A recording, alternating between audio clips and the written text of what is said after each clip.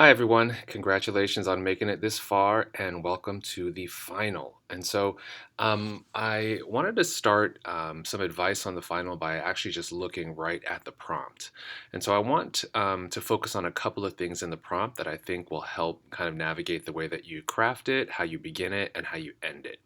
And so, First, the entire essay should just be 1,000 words or more. So, as opposed to 1,000 words for each one of these sections, we're going to focus on 1,000 words total. So, this should look a little bit like the size of your midterm, and it'll be worth 25 points.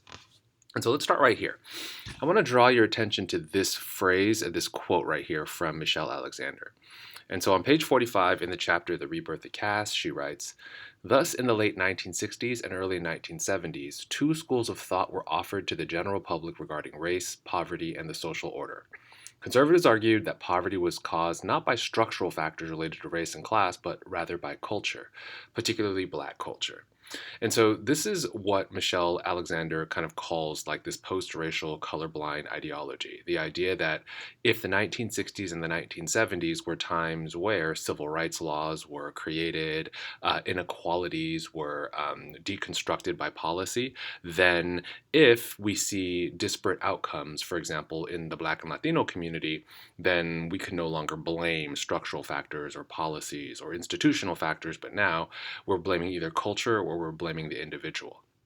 And so our essay is really kind of taking a look at how we critique that idea of color blindness and that idea of post-racial America.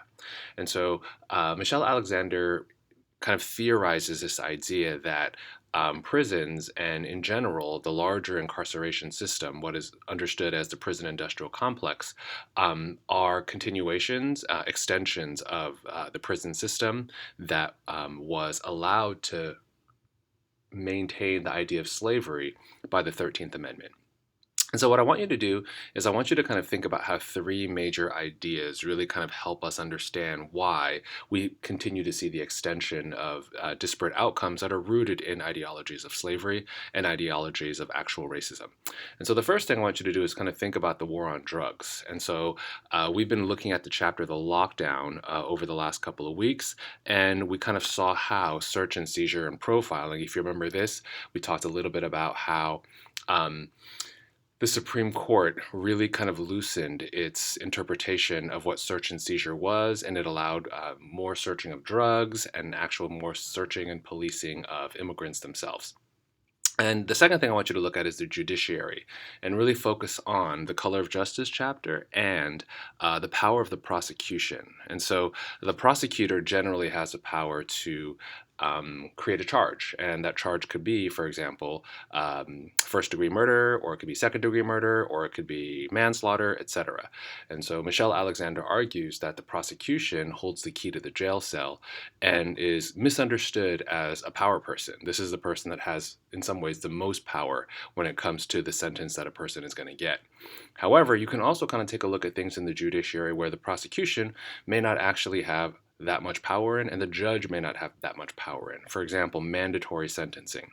Mandatory sentencing is like the three strikes law that was popularized in California in the 1990s. Now it's been changed a little bit by voters, but it created a mandatory sentence based on a series of different convictions. For example, three felonies, and you're doing a 25 to life sentence.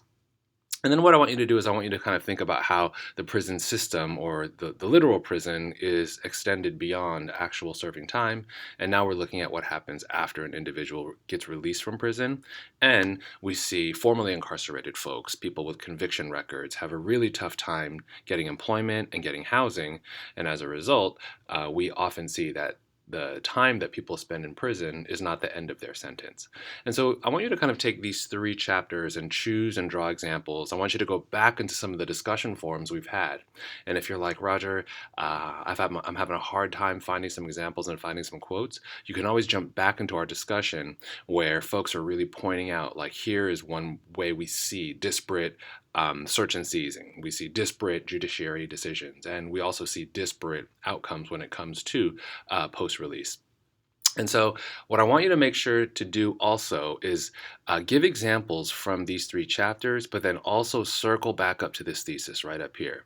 And that thesis, remember, was this idea that, well, if we see a disparate number of Black and Latino people in prisons and in jails, and a lot of folks are saying, well, it's got to be because of their culture, or it's got to be because of their work ethic, or it's got to be because of their personality or their individual characteristics, as opposed to actual structural factors.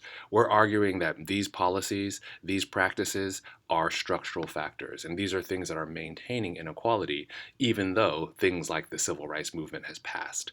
And so I want you to circle back to this thesis at the end of your final and make sure that you're making a strong closing statement that a lot of the racial outcomes that we're seeing, indeed, right, we all should be accountable, we all should have personal responsibility, but there seems to be glaring evidence that structural factors still continue to inform why we see disparate outcomes when it comes to things like socioeconomics, health, death, and stuff like that.